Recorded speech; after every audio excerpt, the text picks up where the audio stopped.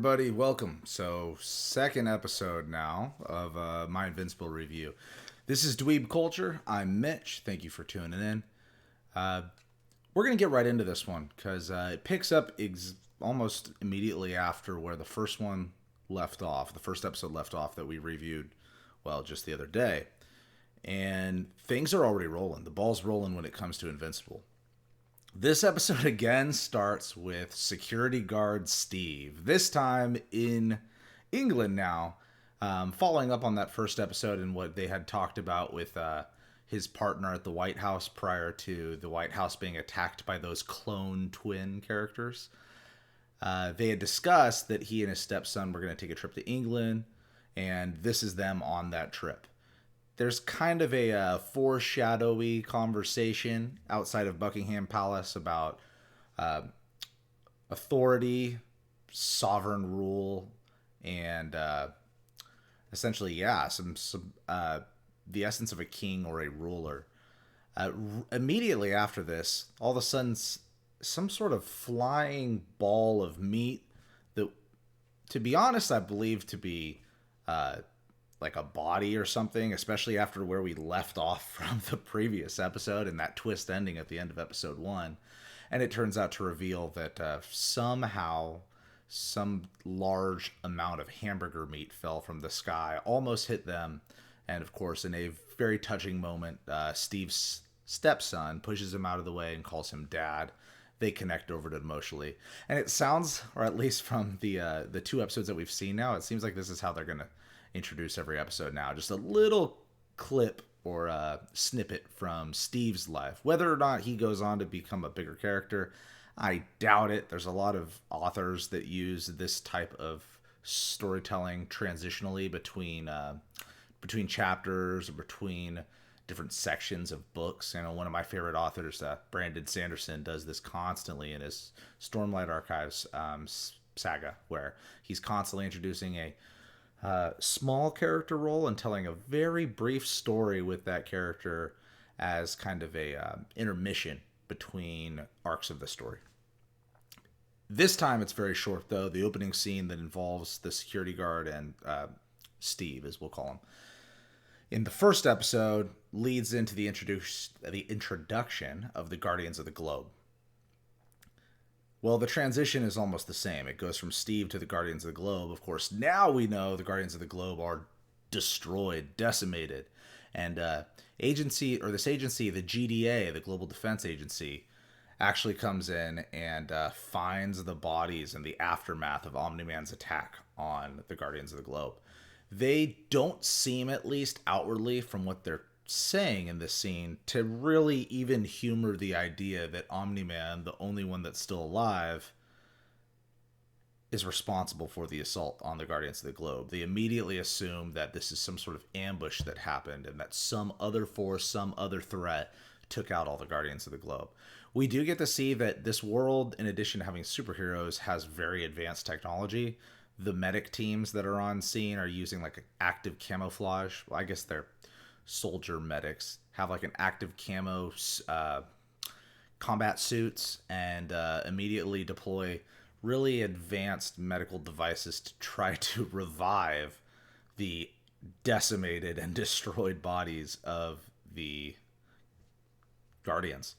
It doesn't work, but they are able to not necessarily save him there in the moment, although of course we find out that he is saved, but they are able to treat Omni-Man and take him to their secure hospital facility. This is apparent to me that these characters are going to be important. I think the top guy that they introduced was named Cecil, I believe I have here, and he seems to have a existing relationship already with Omni-Man and Debbie Grayson, Omni-Man's wife. We cut from this scene to Debbie at home, at the Grayson home, as well as Mark. Mark wakes up in the morning. Debbie realizes that Nolan, Omni-Man's not come home, and doesn't seem too shaken. It sounds like this is stuff that's happened before. We get another taste of some craziness that seems to be every day to the wife of Omni-Man a little bit later on in the episode. But from there, they get the call of what's happened with Omni-Man, and they respond down to the hospital. So you get the hospital scene, you get Mark being shaken at the first time, presumably, that he's seen his father in such a state. And I think Debbie confirms that this is probably the first time that they've seen Omni-Man in this state, because she's pretty shaken as well, and becomes more comfortable as he recovers through the episode. So, Omni-Man being at the hospital, the next scene that we get is, along with some conversation between Cecil and some sort of dynamics between the characters there about their existing relationship, is an interdimensional attack on the city. And could be interdimensional, could be extraterrestrial, but essentially a portal opens, aliens pop out. We presume this is happening back at the same city that Omni-Man usually defends. I personally not seen if they've come up with a name for this city, or if they've produced one yet. But it's the city. It's the one they all live in, that Mark attends school, that Omni-Man defends. And pretty gruesome. I mean, immediately brutal army of aliens, lasering people in the streets, gore, blood. Because Omni-Man can't respond, they do voice, actually, between Cecil and his assistant, that they're kind of short-handed. Invincible decides to jump to the case. Jump to the cause, I should say. He responds in suit, and kind of over his head, or in over his head, I should say, at what to do in this particular incident. Tries to defend some people, ends up getting splattered with blood of bodies as the aliens laser through part of a crowd and hit Invincible. He is hurt by their weapons, but true to name, so far seems rather impervious. And it's pretty clear that he's outgunned, outmatched, and unready, as he kind of focuses in on one elderly woman to save and try and get her out of the attack zone before well, we'll talk about the name in a moment, but before a team of apparently young heroes appear to back him up. I believe this is where we're introduced to Rexplode, Robot, I know Robot is his name, Adam Eve, Duplicate, and they're kind of a group of teenage heroes. In a little bit, we'll talk about how they have their own name later on and seem to have like a social media presence, which, contemporary, okay, it's believable if you try to place what's happening in this world in some sort of semblance of our existing world right now. The heroes act. They're doing more effective against the aliens than Mark was, than the Invincible was. But it does appear that they're outgunned, and they're only saved by a freak sort of timeline, time science, sci-fi aspect that they add here, as the aliens seem to exist in a different timeline that moves at an accelerated rate from the human timeline. And when they're caught in our timeline, age rapidly and die. So they flee. There's also one particular alien that I believe gets a scar here, and he becomes kind of the villain alien throughout the rest of this episode, because they're not done. They make multiple appearances. A brief interaction between Adam Eve and Mark clues Mark into who Adam Eve really is, which is somebody he knows, his crush at school, it would seem. Which is going to lead into the next scene here. So Mark drops off the elderly woman at the same hospital that his father's at. There's a scene where he trails blood into his father's room. He's kind of stressed about not having been able to save more. And then it transitions to the school. At the school, we see Mark identify Eve as Adam Eve, and pretty quickly identify himself too as Invincible. Doesn't really seem to have the same concerns that we've seen other superheroes like, Spider-Man and whatnot have about keeping a secret identity. I like this. it's starting to differentiate itself from existing stories that we have. And I think that I talked about this in the first episode review. They employ a intelligent tactic by having a Justice League analog team in that first episode, because it's something relatable with a new intellectual property that the audience presumably doesn't have any connection to. Now, we, of course, at least have the connection of Robert Kirkman. A lot of you may have also been fans of the comic. As you know from the previous episode, this is my first time being introduced to this universe at all. But introducing something we're familiar with, ending that in the way that they did in the first episode, and then taking the actions they do in the civilian life of Mark in what they portray in the episode throughout the second episode seems to better explain Mark's role, who he is, his personality, and what kind of hero he wants to be. He does seem to want to be a hero to be like his father and to be a good person, but doesn't seem to have the same calling that other superheroes that we know have. We had mentioned this a little bit in the first episode too. It's more to make his family proud and to live up to his father's great name than really out of any personal sense of debt or revenge like Batman or anything like that.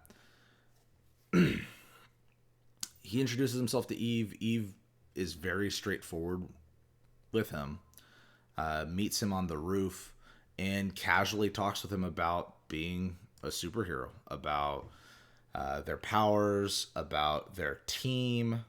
I believe their team is just called the Teen Team, which is the fourth most popular Instagram crime team, I guess, right behind, I believe he said Fight Force.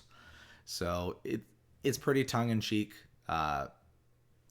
It does have kind of a Teen Titans vibe. I mean, even the powers of Adam Eve are very resemblant of Starfire from Teen Titans. So there's enough in this universe that differentiates itself as unique, and then a lot of callbacks to existing heroes and IPs that we're familiar with. And it does so in a pretty good way that doesn't really feel like a knockoff or anything like that might deter an audience from actually becoming invested. I'm very invested in this show, especially how this episode ends. Things are really ramping up quickly. The conversation between the two seems to go well. She talks about him meeting the rest of the team, she being Eve, talking to Mark, and they move on.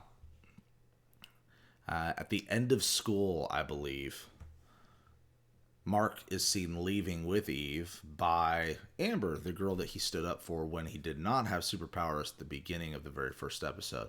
And we start to see here that Amber's pretty impressed after she hears that Mark took a second beating by the bully at school. I believe his name was Troy, but I could be wrong on that. Don't hold me to that. And she starts to kind of track him down, kind of under the assumption that he likes her because he's standing up for her. And he pretty much dismisses her. She thanks him. He's like, no problem. And then pieces out and goes and meets with Eve. And we get a feeling in the first episode that Mark is a little socially awkward. And William, who they very briefly introduced in the first episode, I think is like the shining star of this episode, because he is exactly as what was promised. He is, as was promised, the comic relief. And he has some really great standout moments here in his conversations with Mark, as he, not knowing that Mark is a superhero, is mainly focused with Mark's social life and his ability to get a girl, and is actually rooting for him and trying to kind of light a fire under his butt to get him to talk to these girls. So when Mark talks about meeting with Eve, he dismisses it as her being the too popular girl at school, which we have the Superman effect a little bit here. She even says so in Eve's conversation with Mark prior, when they're on the ceiling of the school and they're discussing their superpowers. She doesn't hide her face nor have a mask when she's in her super suit. She just assumes that because nobody would expect that a teenage girl at their high school is actually Adam Eve, no one is going to put together the fact that there is Adam Eve, a red-haired superheroine that looks exactly like a character named Eve. We just have to swallow it, right? It's the same idea that glasses truly hid that Clark Kent was Superman, despite the fact that the woman that interviewed Superman and had a relationship with Superman also sat in the desk next to Clark Kent at work and didn't tell that he was Superman. So we just kind of have to accept it to move on and allow the story to progress, which is fine. I don't have a problem with this. It's a cartoon, right? It's based off of a comic. This sort of stuff doesn't have to be based in reality. He meets with the team and finds out that Eve, although she's been very friendly with him, is apparently in a relationship with this character Rexplode. It's pretty obvious, to me at least, that this is not something that lasts. Rexplode, it's not really a nice way to put it, it's kind of an idiot. And he shows that throughout these next scenes. Those aliens, the aliens that are at an advanced timeline that move and age quickly, are apparently called the Flaxons. And they reappear. And we get another fight scene. And in this fight scene, it would seem that while they're the new heroes, including Invincible and the teen team, all act together, the aliens have come back with a plan. They have devices that allow them to escape the effects of the advanced aging that they experienced in their first assault. There is a bit of a rivalry with the scarred alien and Invincible. And Invincible releases a power after essentially being in a losing position, bound and about to watch his rival alien, the alien leader, kill Eve. Invincible releases a great amount of strength to break forth from his bonds that's tied to his emotional state, to his anger. Once more, foreshadowing. I think we're going to see a lot more of that, and I think that it's probably related to something I'm going to discuss in a moment in the third fight with the Flaxons, because there are 3 different fights with the Flaxons over the course of this episode, and it's all within what we presume to be a week or two time, maybe a few weeks time, where the Flaxons attack and kill hundreds of people in the street brutally. And then they appear in the same downtown again, and there's no advanced patrols, there's no curfew, there's no any sorts of action taken by the city government to limit the amount of people on the street, because immediately more people are getting mowed down by the Flaxons. And then when they come back a third time, which we're going to talk about in a moment, it's even a little bit more silly. But once again, it's one of those things where if we get hung up on it, yeah, we can dissect it, we can pick it apart. It still makes for good scenes and progresses the story forward in a fun way. So, Mark's powers we believe to be tied to his emotions in some way. He's obviously still learning. They discover that the wristbands are what keep the aliens from aging, and then the primary method of their attack becomes breaking the wristbands on the aliens, which they do, causes them to retreat, and they run back through a portal. There's some more discussion between the teen team and Invincible. Invincible, it's not clear to me that he's a true member, but he essentially seems to sign on because he gets the notice with Eve in a little while about the next appearance of the Flaxons. So now we return back to the hospital. Omni-Man's recovered. He's good enough to go home, but not fully healed. And then it cuts to a scene of Omni-Man essentially training Invincible. There's a couple other things that tell us about Omni-Man's kind of secret dark side here.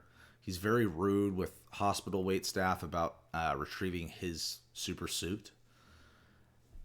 He heals pretty quickly as he's training Mark. Mark's apparently learning fast. And then, after it's been a little while, I think they said a week, Cecil returns with another invader to Earth from space coming, asking if Omni-Man can defend the planet.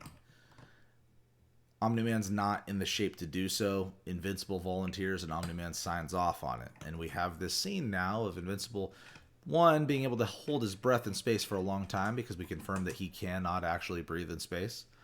And two, fly into space to engage an apparently Martian character or some other sort of alien. It's a Cyclops, like a red Cyclops, in this fight. And immediately the Martian character is also very comical in his telepathic conversations with Mark. And it becomes clear that this character, Alan, who is Seth Rogen, I believe, is going to be a recurring character or is going to come back in some way. I'm thinking comes back as a friend of Mark's because he had the wrong world. He's from a interstellar government called the Coalition of Planets.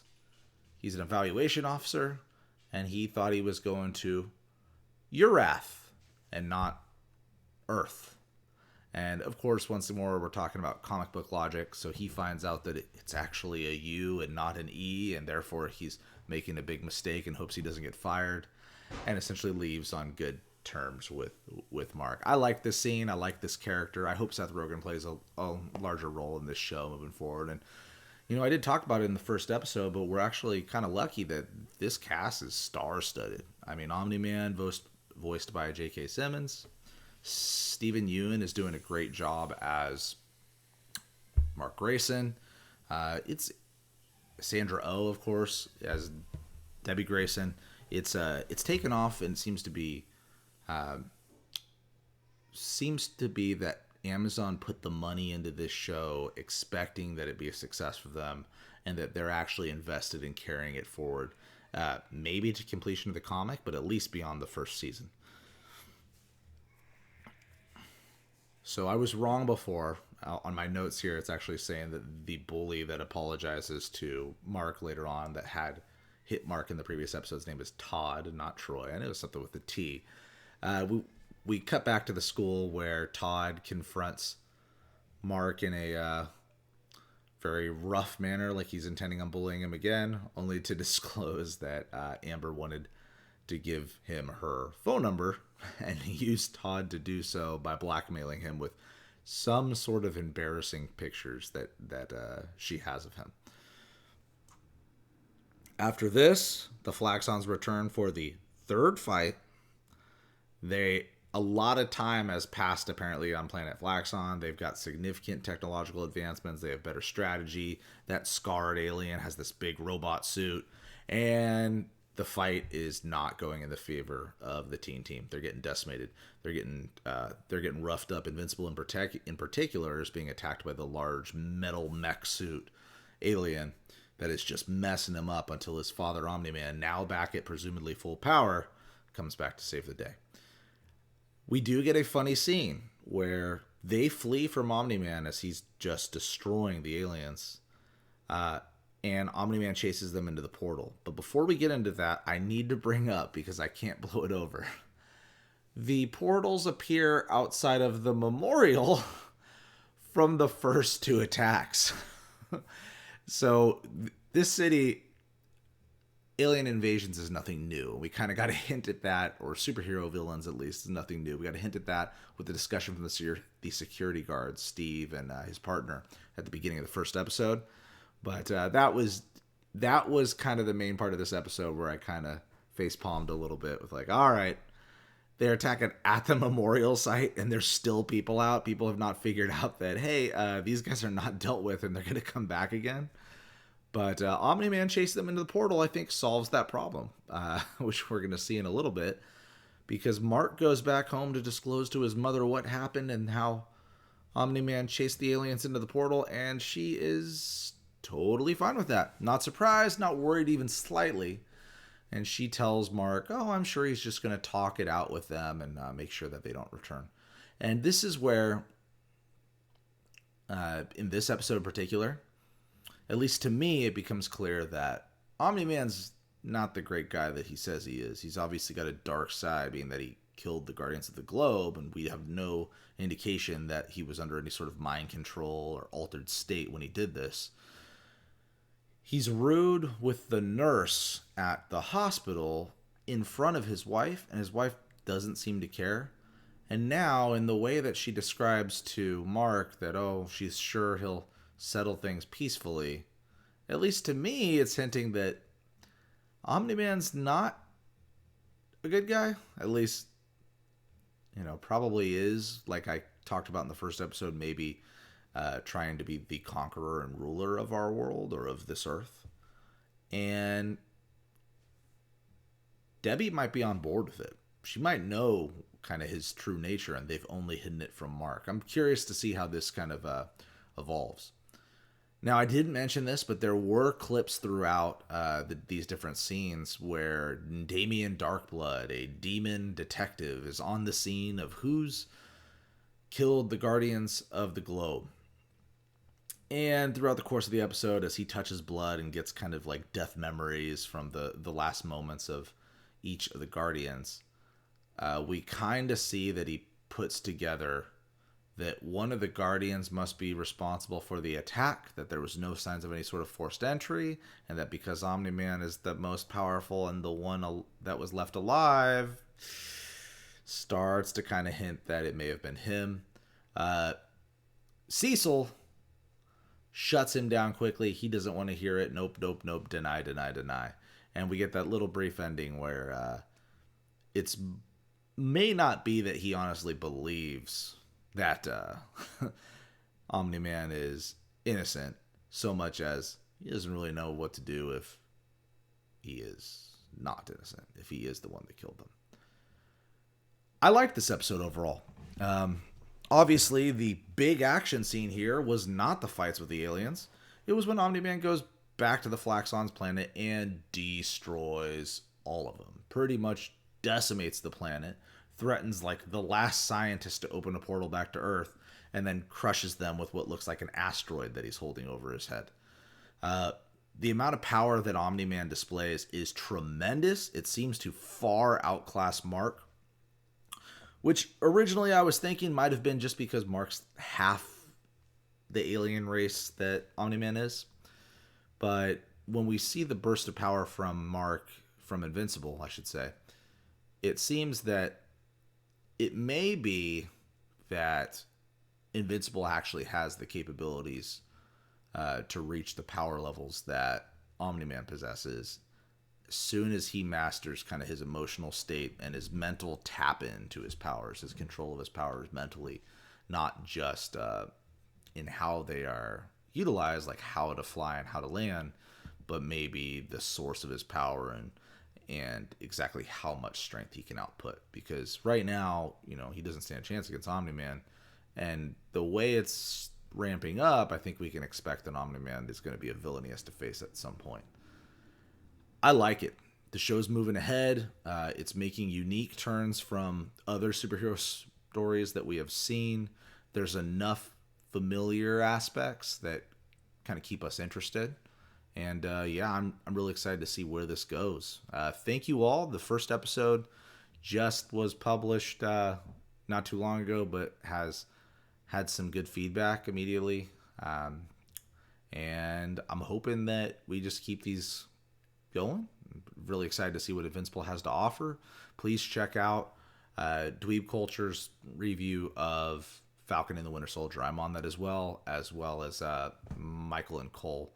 And that show, too, as well as Invincible, is really ramping up and coming up with a lot of interesting things and interesting ideas and taking the MCU in a unique way. So thank you guys so much for your time, for tuning in here. Please like, comment, subscribe. And I'll see you guys at the next one. Excited to see where it ends from here.